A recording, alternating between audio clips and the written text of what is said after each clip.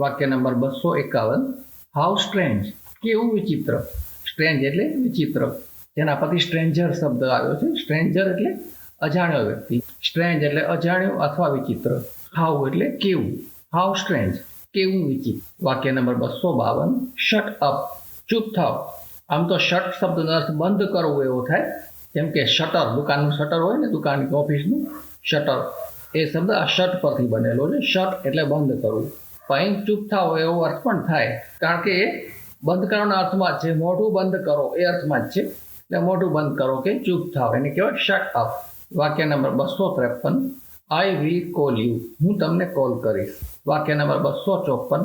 I agree, હું સહમત છું. વાક્ય નંબર 255. વોટ્સ ન્યૂ, નવું શું છે.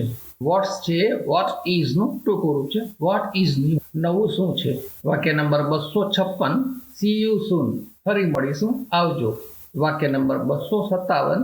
નોટ એટ ઓલ, જરાય નહીં, બિલકુલ નહીં, આમ તો નહીં જ ચાલે, એમ કેવું ત્યારે કહેવાય નોટ એટ ઓલ, જરાય નહીં, બિલકુલ નહીં. વાક્ય નંબર 258.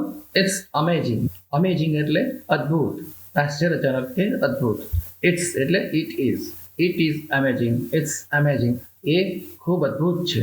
વાક્ય નંબર 259. હી ઇઝ ડમ્બ, તે મૂંગો છે. ડમ્બ એટલે મૂંગો, બોલી ન શકતી હોય તેવી વ્યક્તિ ડમ્બ. અને ડીફ એટલે બહેરો, જે વ્યક્તિ સાંભળી ન શકતી હોય તેવી વ્યક્તિને ડીફ કહેવાય, DEAF. અને ડમ્બ એટલે જે વ્યક્તિ બોલી ના શકતી હોય.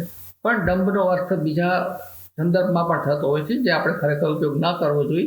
પણ સામાન્ય રીતે મંદબુદ્ધિ કે એવા વ્યક્તિને પણ ડમ્બ કહેવામાં આવે છે. આ ફક્ત જાણકારી માટે કહું છું, વાસ્તવમાં કોઈને ડમ્બ કહેવું યોગ્ય નથી. વાક્ય નંબર 260. હાઉ ફુલિશ, કેવી મૂર્ખ વાત કે કેવી મૂર્ખ બાબત, કેવી મૂર્ખાઈ. હાઉ ફુલિશ, FOOL, ફૂલ એટલે મૂર્ખ, એના પરથી ફુલિશ, મૂર્ખાઈપૂર્ણ.